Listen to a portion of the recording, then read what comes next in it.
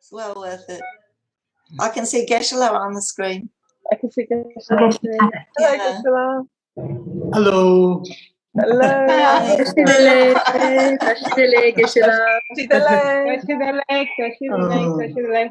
Hello, Geshe. Not only I can see your faces, but also I can see your the places where you are living. Oh my God! Oh my God! What's wrong? Which is very unique.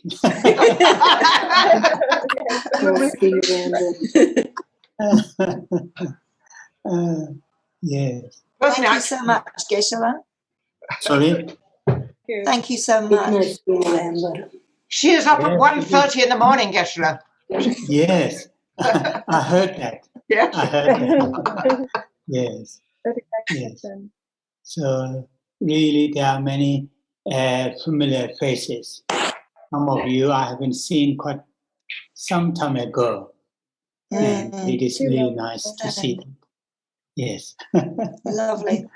Lovely to see you too, Geshe. I mean, here weather is really, really good, and now it's approaching 8 in the evening. Still on the terrace, it's very pleasant, and now what they call return monsoon is approaching. So last few days, a little bit windy, but it's still extremely pleasant, not hot. And also, as I mentioned briefly last week, now at monastery as well as some part of the Tibetan community here, local Tibetan community, the virus number is gone down quite rapidly. Very good. And so at the moment we are quite, it is quite a relief for us to not to, too worry about the spreading. So, at the moment everything is really all right. Okay. Good. That's good, Geshe. So now we are approaching 8. In the UK, I think it's now approaching 2:30, and there are people from the different places. So we will start. Okay. So as you know, there are 3 parts, and the first part is making sure our intentions to participate in this gathering, to have a positive, constructive intention or the motivation. And the second part is the main part of the activity, that is me to continue reading this amazing prayer, King of Prayer. And the third part is part of the conclusion, that is traditionally called dedication. So now we are going to start the first part, and that is as I think all of you know this, how important it is to set our intention, to set our motivation in general, any kind of activities that we start, and particularly in the morning when we woke up, to really to set a positive intention how we are going to spend that day, even though activities might be the routine, daily activities, the people that we are going to meet, family members, colleagues, friends, regardless of those, whatever the activities, the setting our intention how we're going to spend that day is something very training ourselves in that manner, a positive, a constructive intention, as we all know, at least minimum, very intentionally, deliberately, not to cause harm to others' lives, others' livelihoods, and the environment where they live. And if there's possibility, very intentionally, deliberately to support, to help, directly or indirectly, mentally, physically, or verbally, no matter how small that might be. And that kind of, setting that kind of intention in the morning, and also here at the beginning of this gathering will be very, very helpful, that we all are able to do, that. That is really something to habituate, to familiarize, and to train ourselves. Then, of course, the people who follow, like the teachings of the Buddha, then set our intention, how we're going to spend that day, or how, why we are here to participate in this gathering, to set that intention according to the teachings of the Buddha, like the mind taking refuge in three jewels, and experiencing or holding the altruistic awakened mind, bodhicitta, or some other, positive or constructive mind, and that is very, very useful. I would like to say briefly, because it is good to. I think many of you know this, and not only you know this, I'm sure you are doing this in your daily basis. When we say the refuge lines, in this case, there are 4 lines. Some refuge lines have a little bit longer, some have a little bit shorter, regardless of the length of the recitation. It is very, very helpful, useful to, before we say the refuge lines, to really, spend just 1 or 2 minutes to meditate on, the qualities of the Buddha, Dharma, and the Sangha. The qualities of the Buddha, Dharma, and the Sangha. And that is, if we have a clear and deep understanding of the qualities of the 3 jewels, the qualities of the Buddha in a summary, Buddha or Buddhas, in a brief, these beings are, fully awakened beings, fully awakened in the sense love, compassion, altruism, wisdom, realizing emptiness. These are fully, completely cultivated or developed, and all the the obscurations, all the defilements, their propensities are completely eradicated, completely abandoned, and with these 2 qualities, these fully awakened beings, Buddha or Buddhas, are, their main, what you call the, activities. Their main activities are really to teach, to show the path, how to living beings, how to be free from dukkha and the origins of dukkha.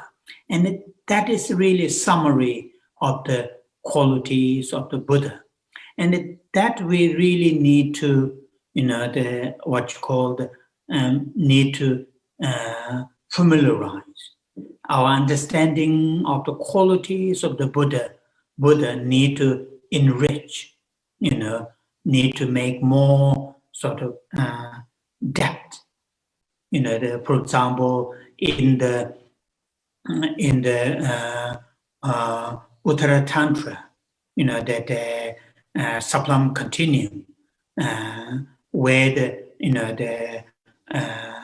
where there are 4 chapters, and the first chapter, the first part of the first chapter, really explains the qualities of the Buddha, Dharma, and the Sanghas. And nowadays there are good translations of the Uttara Tantra or Saplam Continuum. There are good translations to explore a little bit some of those teachings, and also many other, little bit what you call for example, in the Gelug traditions, the Jetsun Drakpa's those lamrims, extensive lamrim, meddling lamrim, have good explanation of the qualities of the Buddha, qualities of the Dharma, and the qualities of the Sangha. And so that is something very, very useful to do. And for example, a brief a summary of the qualities of the Dharma, that is peace. Peace in the sense, the what you call the complete cessation, the cessation of dukkha and the origins of the dukkha, and the path which leads to that cessation. And the path themselves, like the Noble Eightfold Paths, themselves are peace. When we practice such as the Noble Eightfold Paths, individuals experience tremendous sense of peace. So in the summary of the qualities of the Dharma is peace, and the qualities of the refuge of the Sangha, that is, have a realization, have a direct realizations of the things and events as they are. In other words, have the direct realization of emptiness or selflessness, anatma, shunyata, and having that direct understanding of emptiness, then very willing to help others who are in the spiritual path, willing, that kind of willingness, that kind of, very that kind of very, volunteer to help others. That kind of summary of the Buddha Dharma, Sangha. And that is something important, bit by bit. These things, meditation, need to build bit by bit. And also, briefly to meditate, or to really to remind ourselves why we are taking refuge in 3 jewels. And the reason, of course, there might be immediate reasons, but the long-term reason why we are taking refuge in 3 jewels, because we are not free from afflictions and their powers. Under the power of afflictions, then we act. We act with our body, speech, and minds. These actions or karmas, actions are unhelpful, unhealthy, and their consequences are also unhelpful, unhealthy, painful. And that is the reason. That is the reason why we are taking refuge. And before we, say the refuge lines, customarize, familiarize ourselves to spend just for a few minutes to first reflect on the qualities of the three jewels. Then there will be deep down ourselves, there will be tremendous sense of, that what you call the sense of inspiration, sense of thinking how amazing these three jewels are. And that will lead us to take refuge.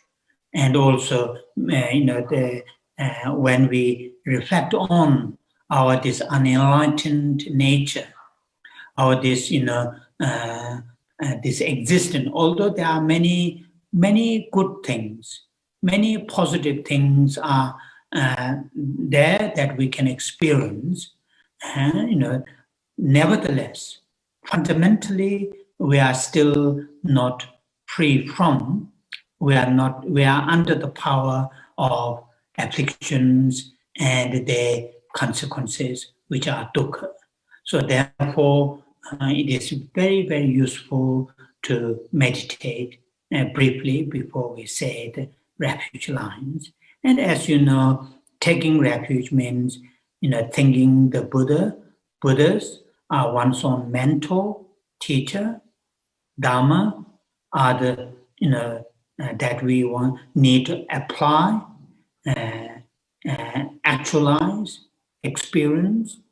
And Sangha are our spiritual friends, supporters, and that kind of interaction with the three jewels is not just occasionally; it is all the time until oneself to become a Buddha, until oneself got the Dharma, until oneself become the Sangha. Until that happens, the three jewels are my refuge. So holding that kind of mind, and then same as the bodhicitta, as His Holiness Dalai Lama does frequently, and he says this very frequently. Every now and then, hold this mind, the altruistic awakened mind. Ideally, to ourselves, to have a structure to meditate on those techniques, like the Shantidevas clearly explained, the technique in his guide to the bodhisattva way of life, equalizing and exchanging oneself with others. In the 8th chapter, where he explained from 8th chapter, verse 89, very nicely, very, detailed, and with the reasons. And those are something that we need to explore, every now and then. So have some kind of structure to not just in a form of aspiration, although aspiration is in a form of aspiration, the bodhicitta is amazing, but to make really what you call the impact in our spiritual journey, cultivation of bodhicitta, our meditation, our practice need a structure, and bit by bit need to build on, not selecting here and there. Sometimes it's good to do that, but in the actual practice, need to have some kind of structure. So hold this mind which genuinely, sincerely, cares well-beings of all living creatures, regardless of having a different relationship, at this stage, deep down, these differences, are the reasons of temporary, that we have connection, temporary reasons. But in the deep down thinking, and I would like to work, I would like to support, well-beings of all living creatures. And, whatever virtues, wholesome activities that I do, I will sort of focus or dedicate to cultivate this mind. And holding that kind of mind is very, very useful, as you know. These two, holding the mind, taking refuge, and holding the mind, the altruistic awakened mind, are the part of, setting our positive intention to join this class. But it is also part of, reminding ourselves, part of, training ourselves, familiarizing ourselves, the importance having these two minds in our part of our way of thinking, way of living, and way of interaction with other living creatures. And that is here that we are doing that. So therefore, we will say the refuge and bodhicitta lines 3 times together. And while we are saying the lines, hold these two minds as clear as possible, as strong as possible. Sangye chedan soje chonam la chanju pado dane jaso che dage chenso jebe chonama je dola penje sangye troba sho.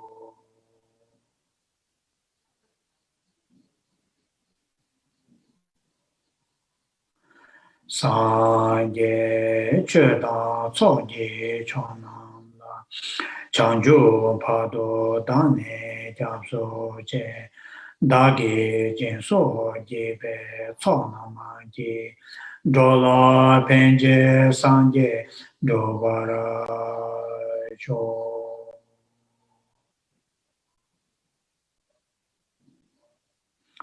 Sangye chedan soje chonama la chanju pado dane jaso che dage chenso jebe chonama je dola penje sangye dobara sho.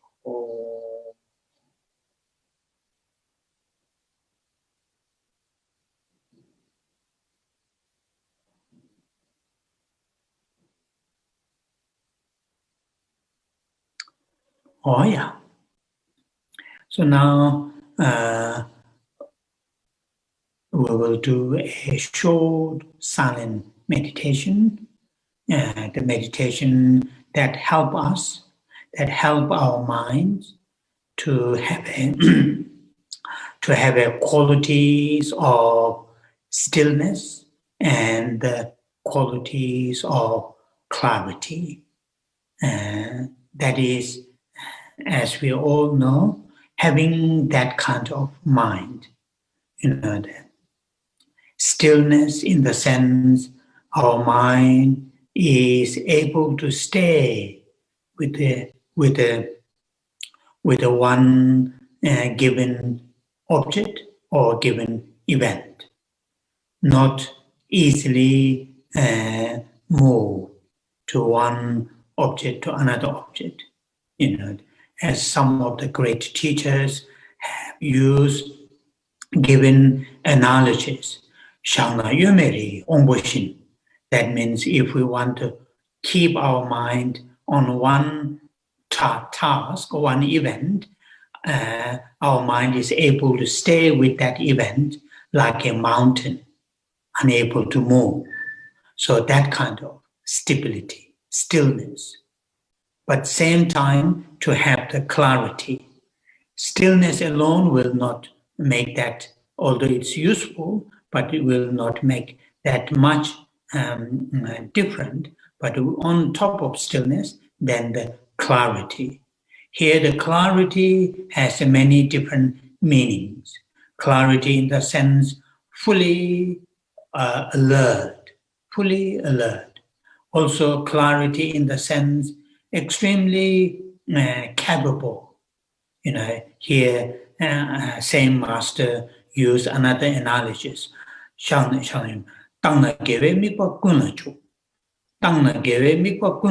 the sense, clarity in that sense, if you want to move our mind from one event to another event, according to our wishes, it is easily able to move one event to another event, one object to another object. That is also another part of the meaning of clarity. Clarity, because that is really something important part of the clarity. So therefore, although just doing 5 minutes will not make that much difference, but once again, here is we are training ourselves, we are training our minds. So part of that training, in the bigger picture of in our lives. So this is what we are going to do: just 5 minutes short silent meditation to cultivate, the concentration.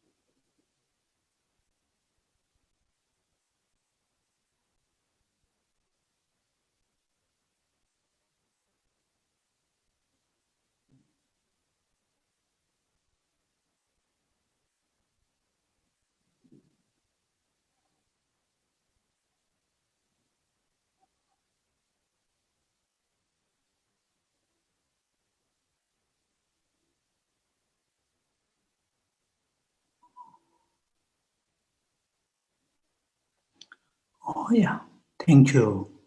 Thank you.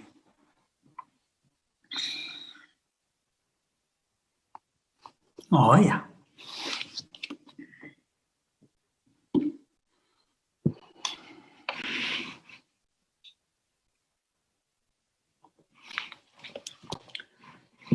Oh yeah. So I will start reading the text, and as we know, the text that we are reading, and the king of the prayer, not commonly called, and last Sunday we start from the verse 1, and from verse 1 to end of the verse 4. These 4 verses are, the mainly explaining the art of the 7 practices. The first practice, which is making prostrations, and that is what we already covered. As some of you know, in the Tibetan tradition or in the Buddhist tradition, and also in certain cases, ancient Indian spiritual traditions, the physical, the activities, physical activities related to the spiritual, doing spiritual things is one of these.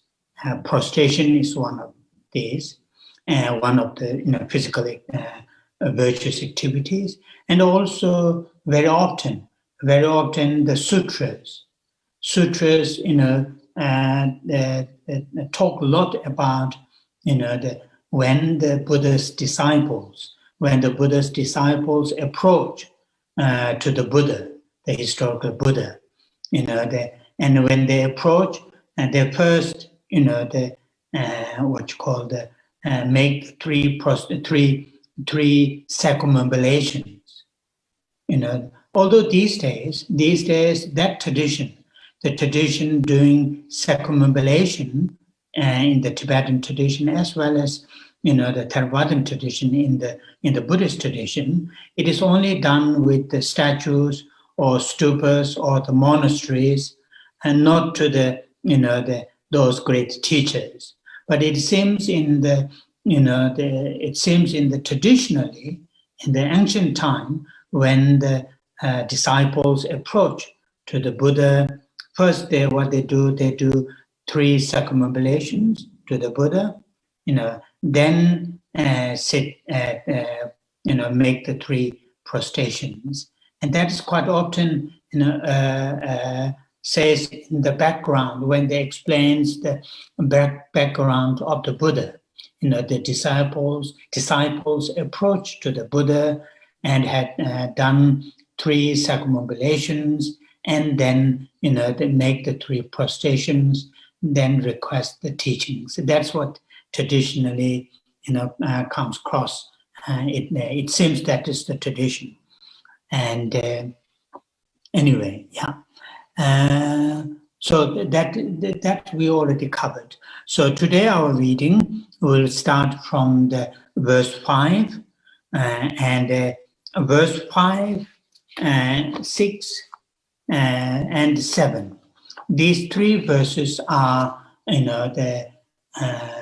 explaining the second practice, that is making offerings. And here the first, as I've mentioned, as I did in relation to the making prostrations, but here also I want to make it very clear, the main purpose. Of course, there will be other purposes and other good reasons, but the main purpose here, making offerings, is really to work with, deal with this very grasping mind, very craving clinging mind, really to work with that mind. And that is the main purpose of making prostrations. Quite often, we will come across in the teachings, when it comes to making offerings, usually it comes into two sort of levels. It says, the yar kunchokla choba, marga ngelongla jimba. What does that mean? It means arrange or make offerings to those, those great beings, those enlightened beings. Make offerings or arrange offerings to those, the great beings. Also, make charity, or make charity to those beings who need, our charity.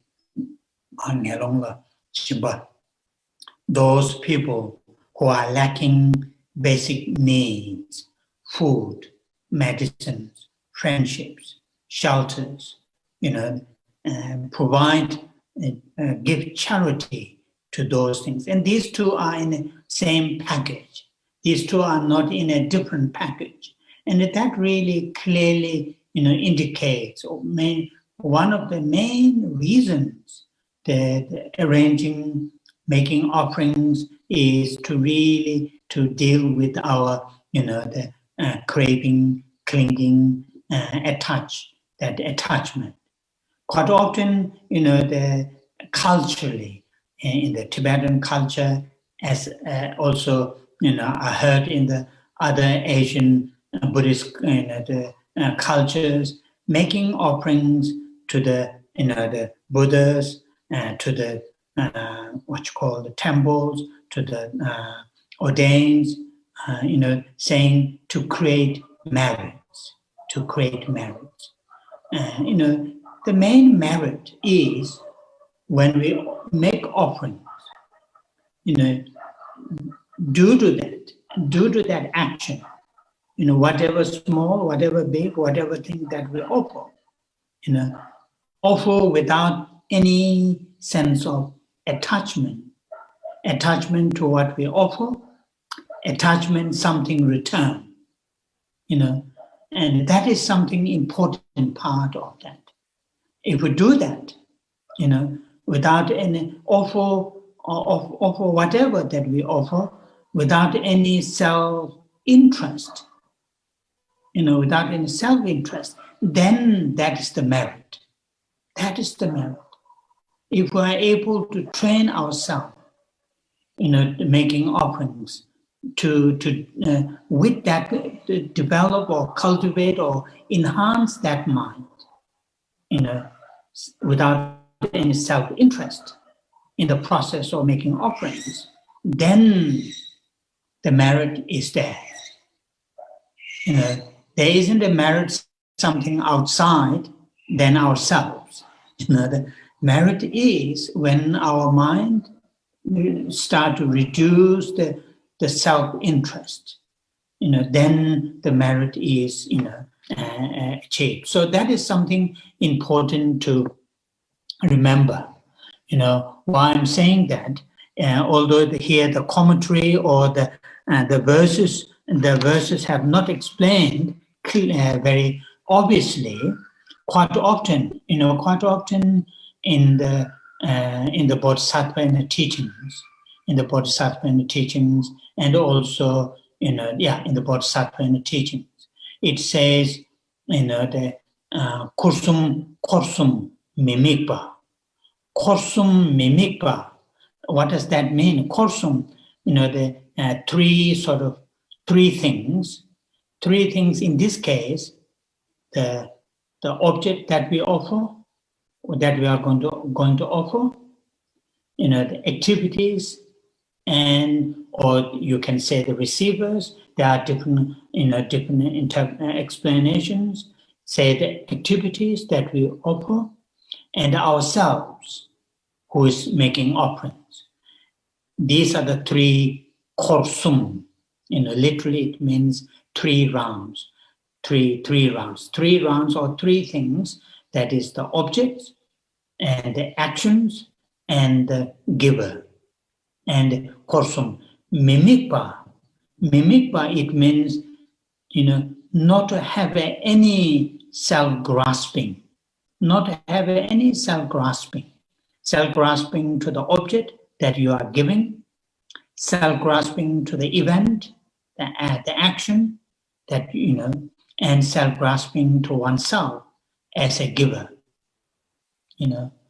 And these 3, when we have these 3 mind in the process of making offerings, then our offerings will become very, very meritful. Merit will be very, very big. And if there's a merit, something other than the, anyway. So that is something important, and to say that and to remember that. Yeah. Now, then the offerings that are listed, which is very clear. I don't need to say that much in the verse 5. In the Tibetan writing, first 3 lines are the list of the offerings, and the last one is which in English it comes in the first line. Every Buddha I make offerings. So that in Tibetan that comes last line in the verse 5. In English it in the first line. So now remind ourselves. In last Sunday, I mentioned, and also text itself mentioned, imagine the entire space. Entire space is, filled, with those great beings, Buddhas and bodhisattvas, those great teachers, and indirect those great beings. So to really imagine, and that is useful to train. And it is also mentioned in the little bit later, because the text that we are reading, we will come across every now and then using slightly different terms. Sometimes in Tibetan, Yalwa, that means victorious. Sometimes a term is used, the Sangye, that is Buddha. Sometimes the different terms are used. Otherwise, we will come across every now and then the enlightened beings. And when we say the lines, the verses, say it in the atmosphere of the presence of all those enlightened beings, enlightened beings. So now here again, the second practice out of the 7, second practice, which is making offerings, making offerings to all those great beings. And that is really important. Every Buddha make offerings. So the first line. Now, first I will read in Tibetan, that verse 5. Medok tamba, tengwa tamba tang, senye namdang, jukpa tukchok tang, manme chok tang, tukpe tamba yi, jawa tedalani cheba ji. So here, medok tamba. Medok is flower. Tamba here nicely put it. Of the liveliest flowers. Tamba, medok tamba. Tengwa tamba. So in other words, in the when we imagine or when we arrange offerings of flower, we can have, in the West, there are so many beautiful flowers. You can, make offerings. And here, they're talking about not just the, what you call the bunch of flowers, but also talking about, in India, there's a tradition to make beautiful garlands. I remember this very clearly when I was, here before, as a young monk. And Indian ladies, nowadays I was told not that many, but Indian ladies, in the morning, and they put beautiful, the fresh flower garland on their hairs. Most of these are jasmine, what you call the jasmine flowers, and particularly in the South India, the ladies in the morning when they go to work or whatever, they have this, beautiful, garland, jasmine garland, the flower put in there, and because of the smell, I had a difficulty to the jasmine. I have no difficulty to have jasmine tea to drink, but I have a difficulty with the smell. So like the garland, which is, and also some other arrangement, it is talk about metal, silma, that kind of flowers, which, the what you call the loose flowers. If you go to some of those Indian markets, they're selling on the one side, selling all those fresh fruits and vegetables, and some you can go in some other side, you can see the huge pile of loose flowers, because it is part of the tradition to make offerings, flowers to the the deities and so forth. So here that is Medok Tamba, Changwa Tamba Tam. And then also talk about of the music and different types of music, perfume on ointment. Yeah, that is mainly for the bodies, to offer to the body beautiful, so nice smelling, smell, oil, like that. And the best of parasols, the umbrella to protect from the suns or the rains, and that is part of the offerings. Or parasols also have some significance, and not just protect from the suns and also the rains, but also in India there's some other significance. So then say that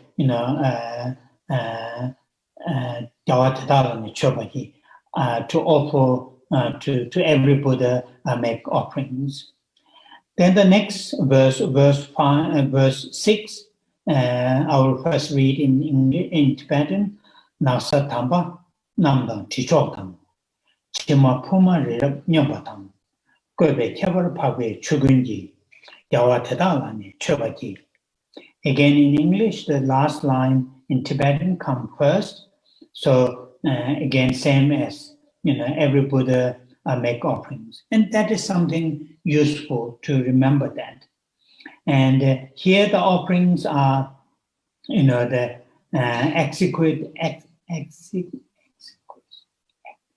anyway, beautiful garments and beautiful fragments of sand, very nice, those things, and also powdered incense or heap of, this is talking about a mount, heap as high as Mount Meru, and arranged in perfect symmetry. So that is really the offerings of beautiful garments, beautiful sands, and also incense, and these are beautifully, nicely arranged. And here, as you can see, the lists of the offerings are something to do with our five sense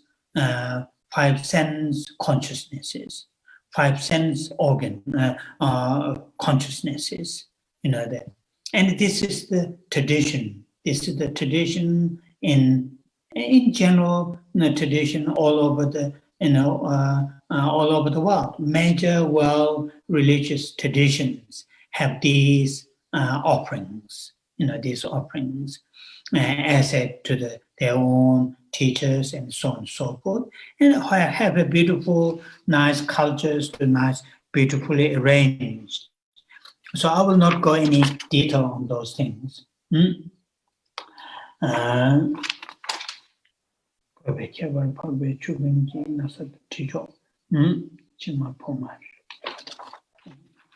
the verse, so these first two verses, offerings, list of offerings in the verse 5 and 6.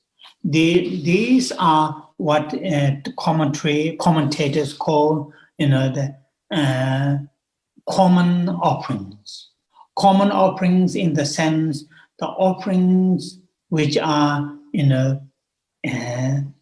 that in our worldly, what's called environment, easy to get. And so that is what they call common offerings. Or sometimes it's in Tibetan called, anyway, better to use that one.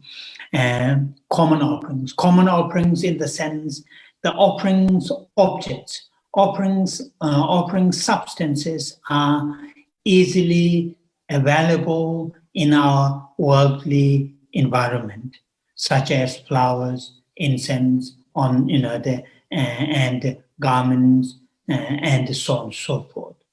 Now here is, useful to learn how to nicely arrange, nicely, beautifully arrangement is also part of the offerings. It's also part of the offerings. Now then the verse 7. So first I'll read in Tibetan. Chobakan lame gyapchewa. Teda gyawa lain tamje layam me. Sambucho la tebe toptaki. Gyawa kun la changze chobaji. So that is the verse 7 in Tibetan. And this verse is called, as you can see in English, unsurpassable offerings, as you can see in the first line in English. Then the vast and unsurpassable offerings. Unsurpassable offerings in the sense, compared to the previous offerings which are mentioned, which are listed in the previous two verses, are offerings that we commonly available, which are mentioned. Now the offerings which is mentioned in this verse, although there isn't any particular what you call the substances or a particular atom, like the flower, incense, or butter, are not mentioned in this verse. But what is mentioned in here is unsurpassable offerings, then the vast and unsurpassable offerings. And this is what here, in the next line, it clearly explained, inspired by devotion to all the Buddhas. So all our virtuous activities, such as the holding the refuge mind, such as holding the bodhicitta, such as meditating on emptiness. All those virtuous activities are also in the part of our offerings. And also, as I earlier mentioned, this when we make offerings, it is important to have a strong, clear mind in the process of making offerings. Have a strong and a clear mind of understanding of emptiness. Offering should be, ideally, offering should be made, arranged, and made with a strong atmosphere in our mind, strong atmosphere of understanding of emptiness.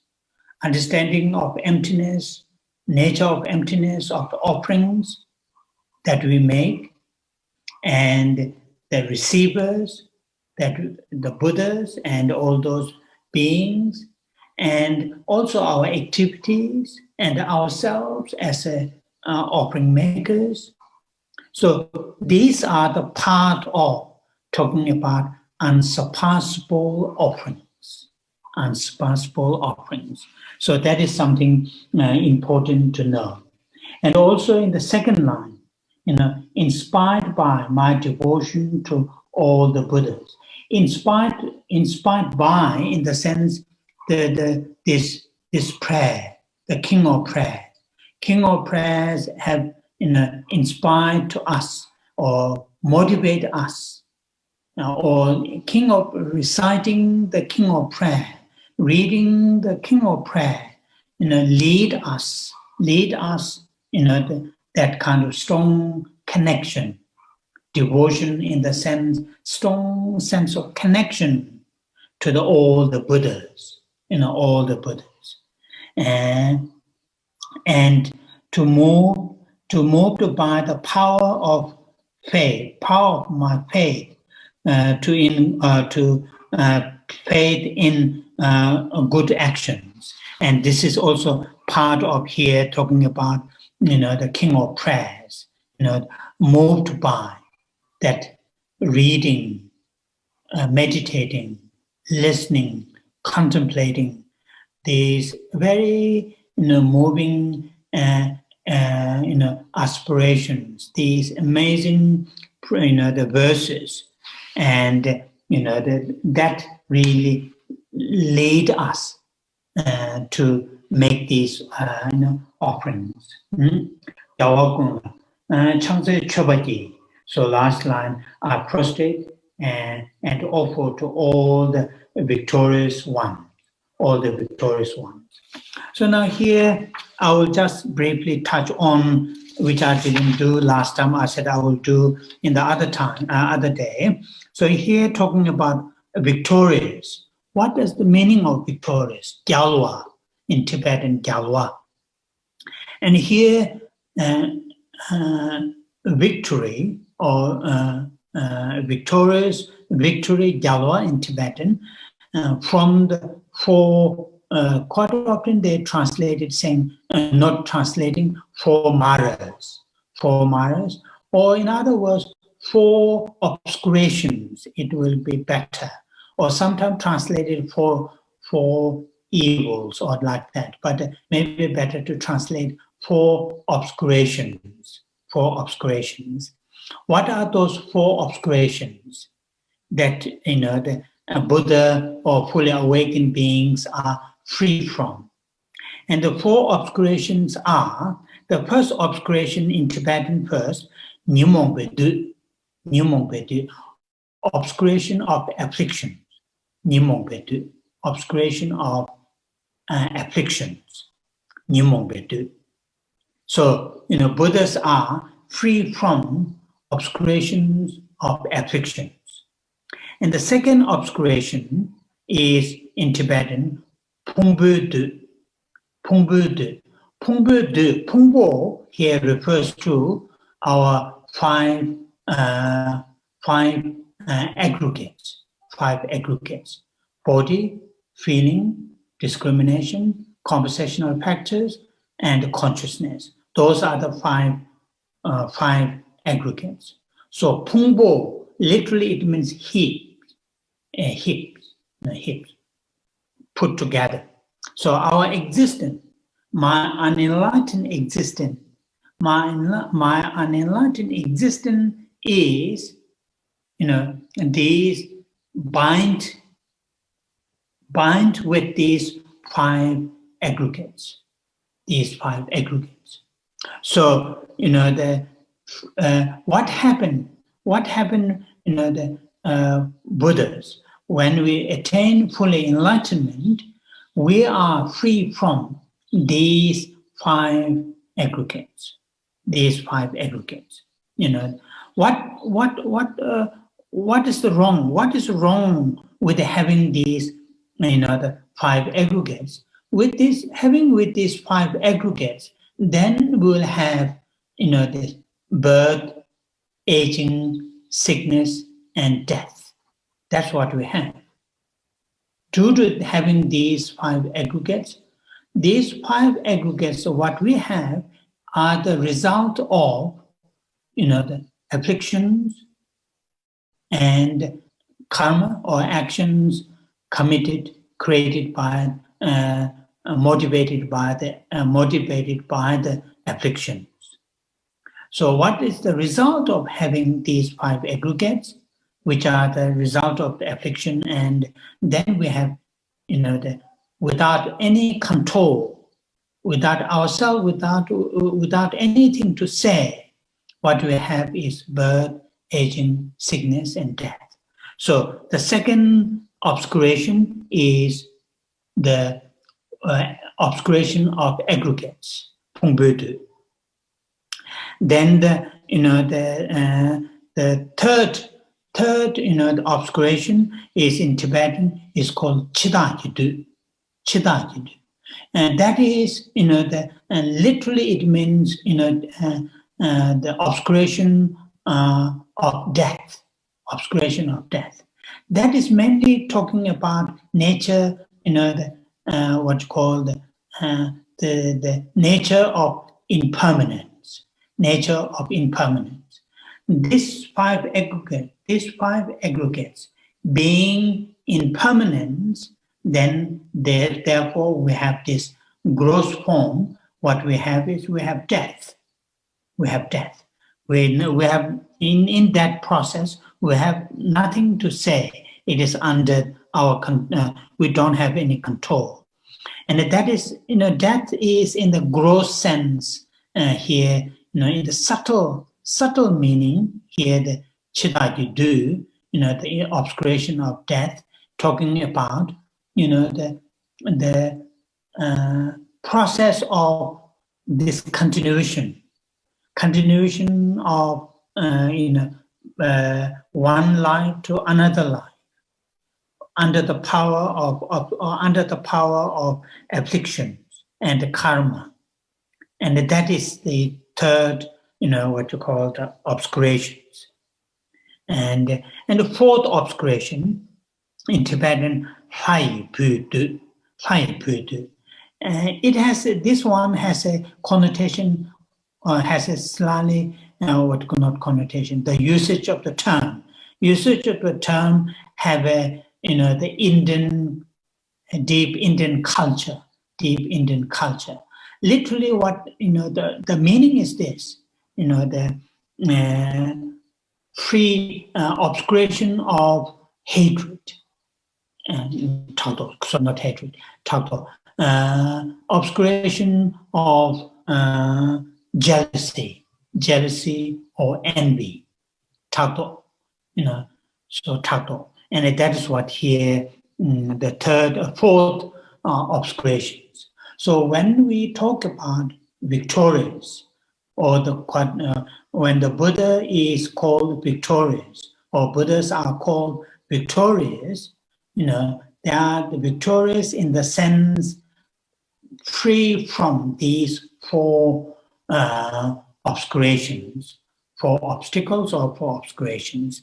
So that is what here, this term that we are looking at. Now we are going back to the verse 7, which quite often comes across this word, this term, which is in the end of the verse 7, are prostrate and offer to all you victorious one. So victorious, enlightened beings, awakened beings, the victorious ones. These all are different terms, but refer to the Buddhas, fully awakened beings, and use different terms to have a slightly different understanding of what does mean the Buddha. And that's what here the purpose is. Okay, so that is the verse verse 7.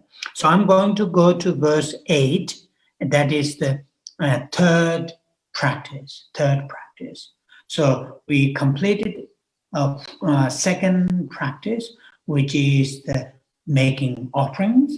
And the purpose of the offering is making offering is to deal with our this grasping, the craving, clinging, this attachment mind, to reduce, to eliminate.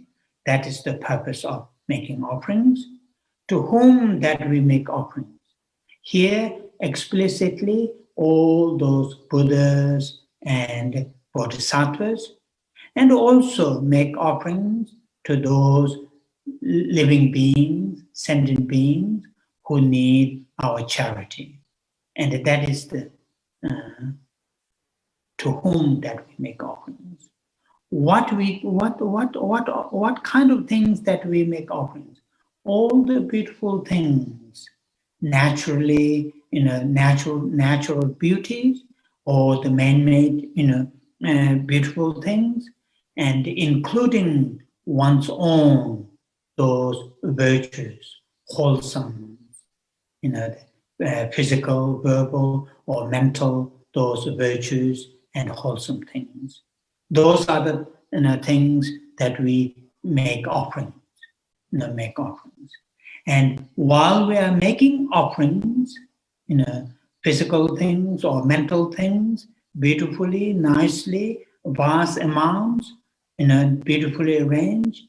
But here, another important factor is strongly, clearly have a mind which understands the nature of emptiness. Not just the offerings, but the receivers, but also ourselves who make the offerings. And that is here the second. Now the third is here titled Confessing, and the verse 8. Now here, purpose of this practice, confessing, which is very universal. I think it seems all the world major religious traditions have this practice, confessing the negativities. Of course, the way to do it and the background philosophy may have difference, but as having this practice, it seems very universal. Now, what is the purpose of making this, having this practice?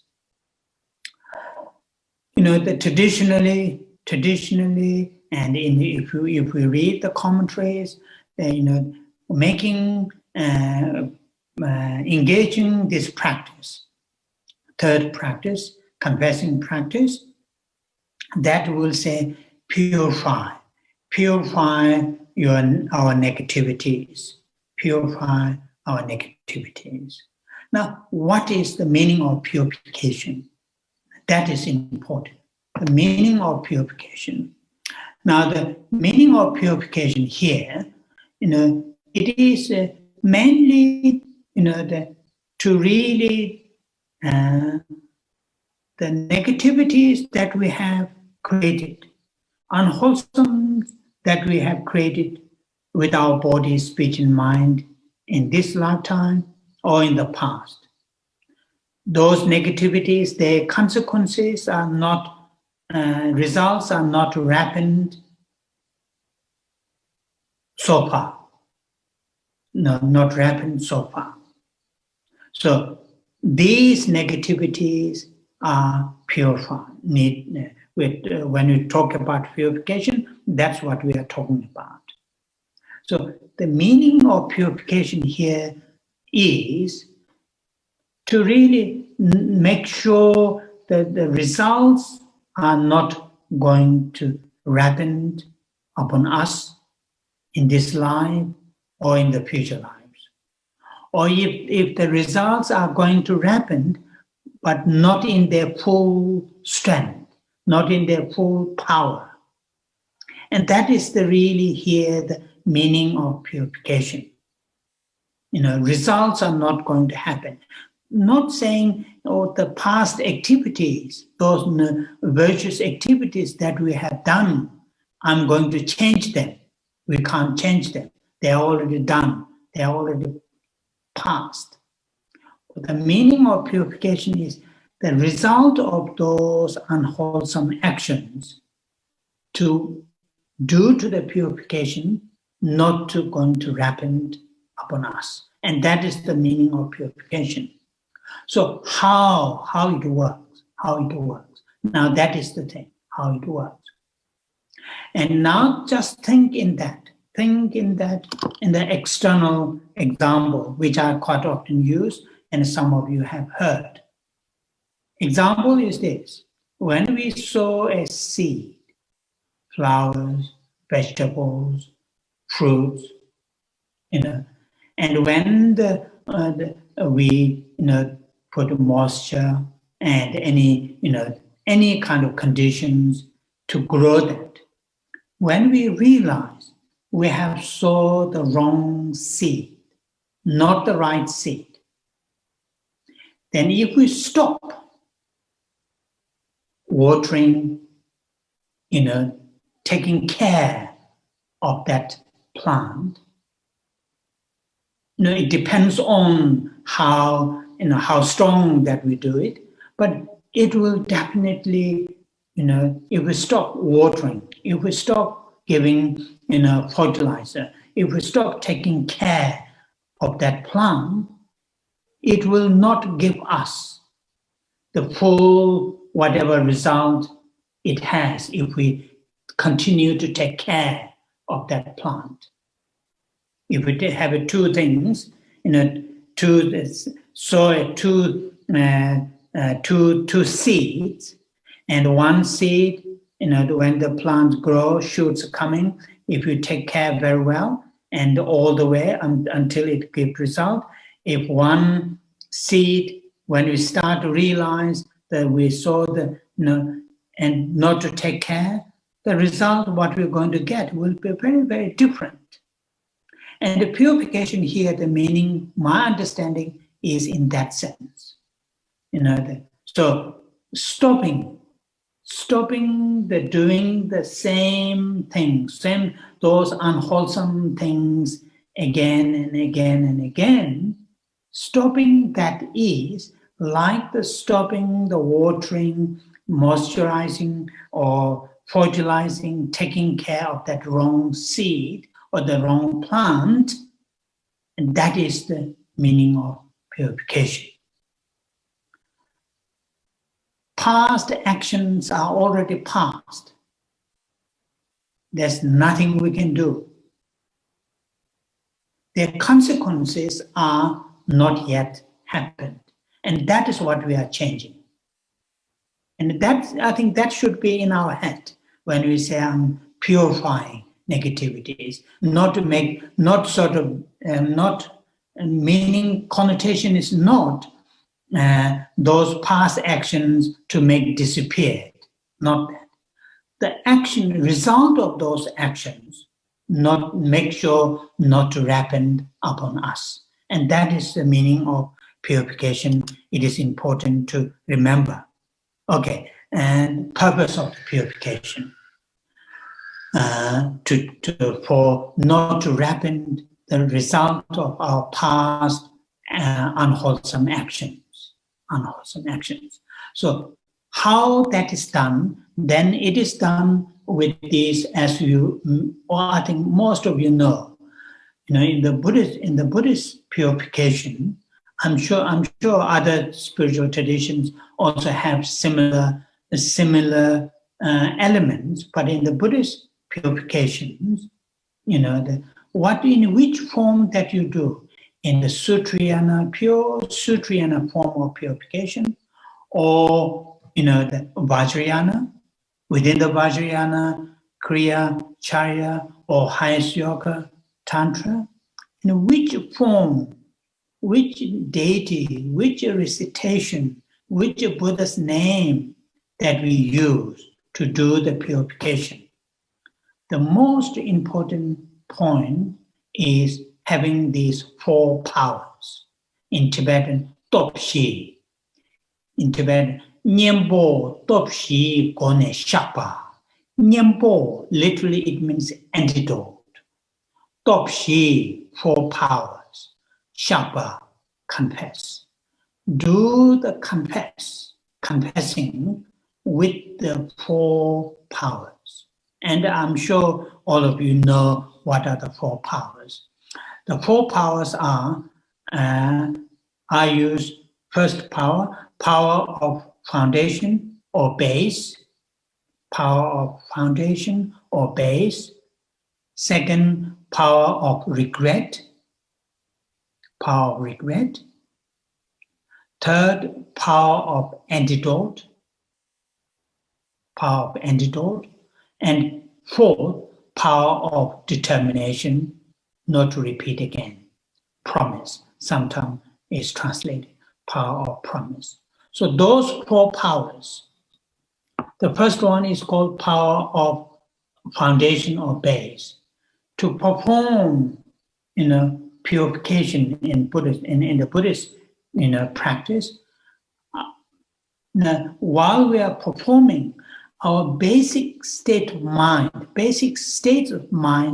must be a positive, a strong positive mind, like strong refuge, strong compassion, strong altruistic mind. The basic state of mind must be in that kind of mind, either mind taking refuge, bodhicitta, compassion, love.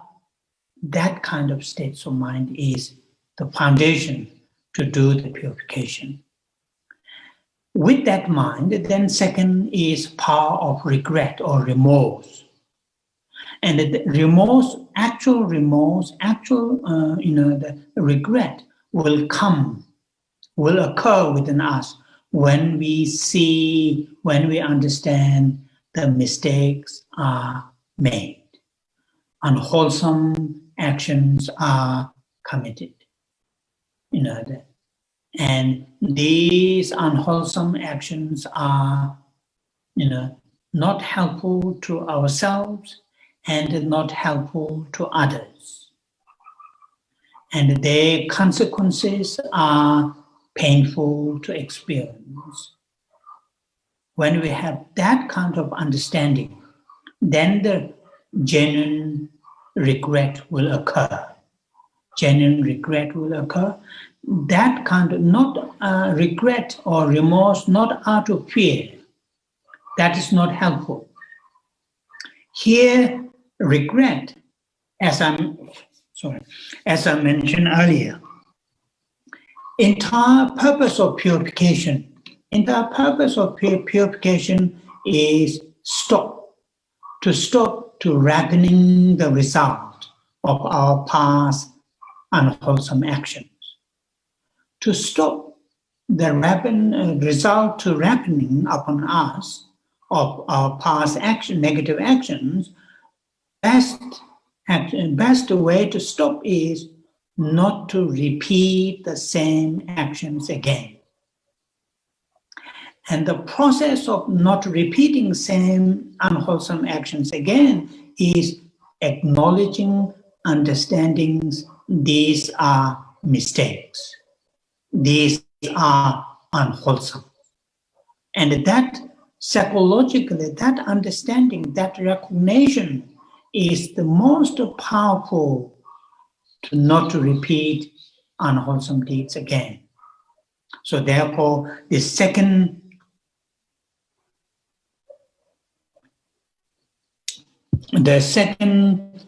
power of regret is very important, very, very important. Then the third power of antidote, actual antidote. In the traditionally, sometimes a recitation of bodhisattvas, 100 syllable mantras, the other deities' mantras. The actual antidote is, for example, to deal with the attachment, unwholesome actions that we committed out of attachment. Actual antidote is really cultivating deep understanding of nature of impermanence, or antidote, to anger, hatred, deep sense of love. These are the actual antidote in the third power, or the cultivating strong sense of compassion or altruistic mind. If we created unwholesome out of self-centered mind, the antidote here is deep, strong sense of altruistic mind. And of course, understanding of emptiness. And these are the third power, the power of actual remedy or actual antidote.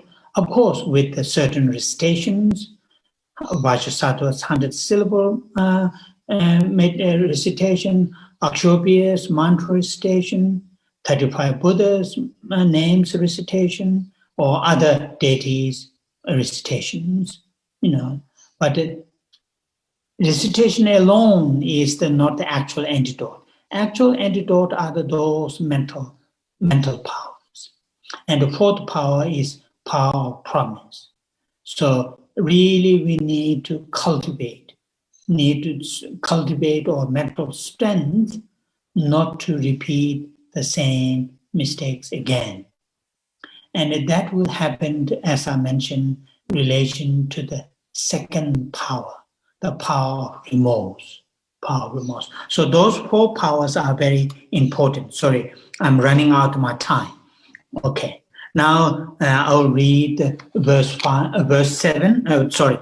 8 in Tibetan. Dejak shitang timu wankini, lutang atang tishin yidi jang, dikpa dagi giba chichiba, teta tamje dagi sososha. So it is here clearly mentioned, while driven by desire or attachment, hatred, and ignorance, with my body, my speech, as well as with my mind. Before you, I confess and purify each and every one. So in the first line, whatever negativity acts I have committed. So it is slightly different order in the Tibetan. The second in English, second line come first in Tibetan. So here, three poisons are recognized. Attachment, aversion, and ignorance are recognized. And driven by or led by these three poisons, and we act unwholesome actions with our body, speech, and mind. Intentionally or unintentionally or out of the habits, we do that. And here, saying before you, in front of all the Buddhas and those great beings, I confess with those four powers.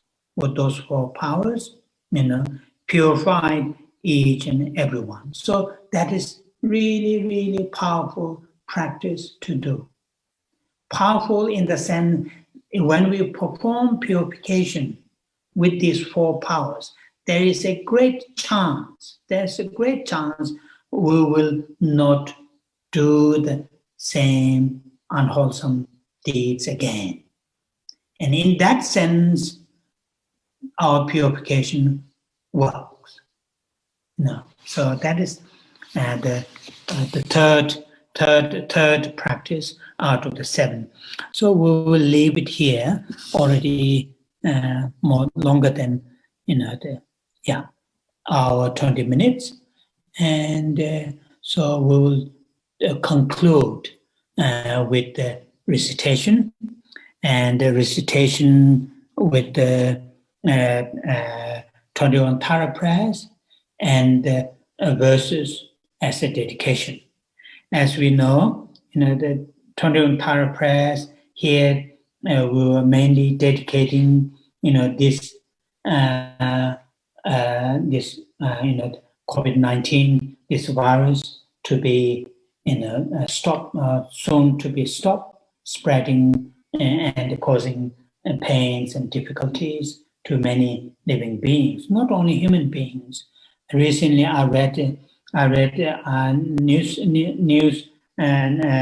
in the BBC, and in many parts of the Europe, the Denmark, Holland, many animals are killed because they caught a version of COVID-19. And number is just mind-boggling. In Denmark, when I first read that article in the BBC, they killed more than 17 or 18 millions of minks, that animals. And when I saw that, I thought, wow, still they're keeping those animals just to get some furs. And we human beings are very, very, in certain extents, we are very, not just destroying the environment, but these poor animals, just to get a little bit, I don't know what kind of pleasant, what kind of things they have, having that mink fur cloth. So anyway, I'm not going to mourn. So that the 21 Tara prayers, dedication to this virus to be soon to be eliminated, and also long life prayers, bodhicitta, increasing bodhicittas. So we'll say the 21 Tara prayers together.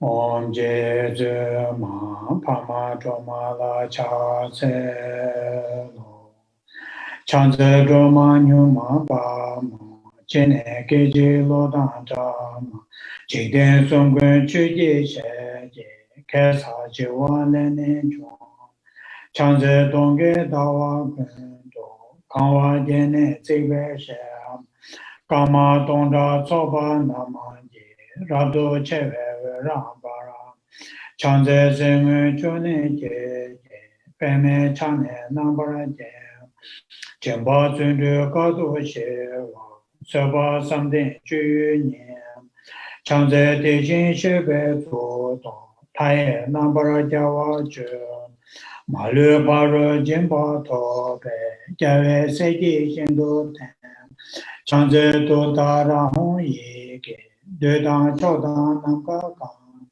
Jigden Dombo Shakti Nende Leba Meba Guba Ne Chanze Jaje Mela Tsamba Nongla Natso Wanshu Che Dombo Rona Jisa Nanda Nijin Soje Dune De Chanze Jeje Chadan Peje Paro Chogo Rabdo Jong Egon Yen Shakti Nende Meba Choba Shindo Ba Chanze Dore Shamni Dabe Honge Nabe Sabini Ra Menda Ratan Beje Jigden Sumna Yewa Nyem Chanze Turi Jiba Chenpo Duje Pao Nambara Chong Chuje Chene Chonye Denze Dao Tamje Malu Sam Chanze Kunjo Sumzen Chaje Seme Toga Nambara Jem Malu Choje Kolo Jembe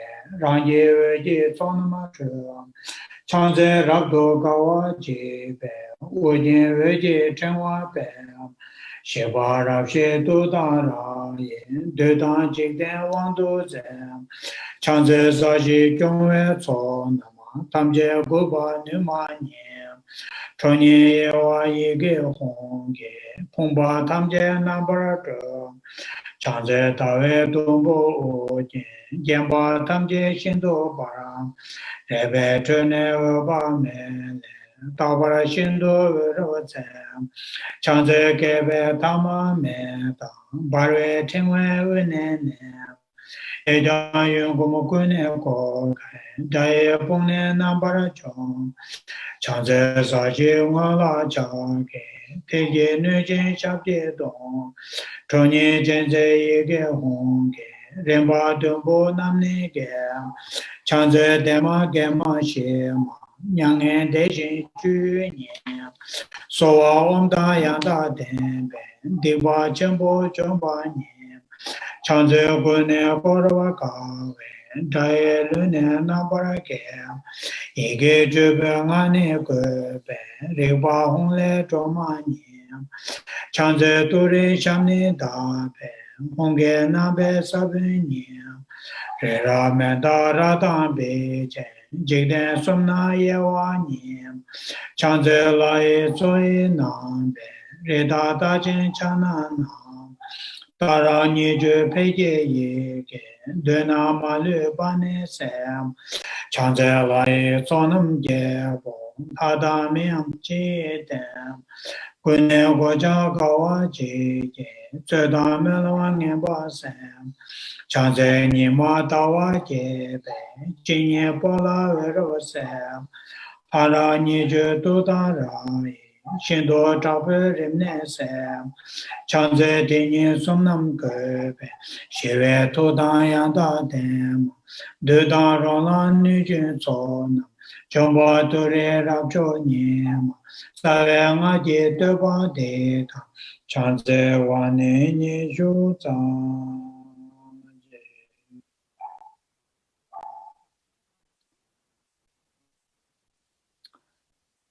Oh yeah, dedication.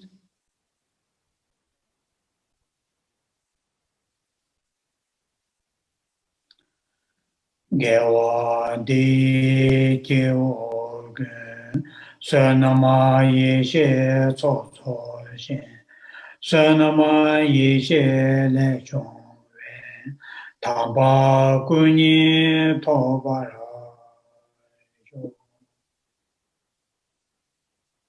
Chanjo semjo rembo che, ma je pa na ma je jo che, je pa nyam pa me pa yang, kong ne kong du pe wa jo. Kan re ra we kor we shin ka ma zo, pen dan de wa ma lu jo. Chere se wan tenzin jaso ye, Shabe se de panto ten yoro che.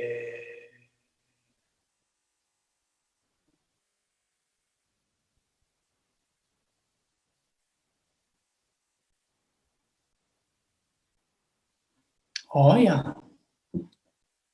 Thank you very much. Thank you very much. 15 minutes, a little bit longer than we scheduled. People who are listening from Australia, you you get 15 minutes less to have good sleep. It was worth it though, Geshe. Yeah. Okay. Thank you. I will see you next Sunday. Yes. Thank you, Geshe. Thank you. Thank you. Thank you, Geshe. Very helpful. Thank you. Thank you. Thank you. Thank you. Thank you. Thank you, Geshe. Thank you. Thank you. Oh yeah.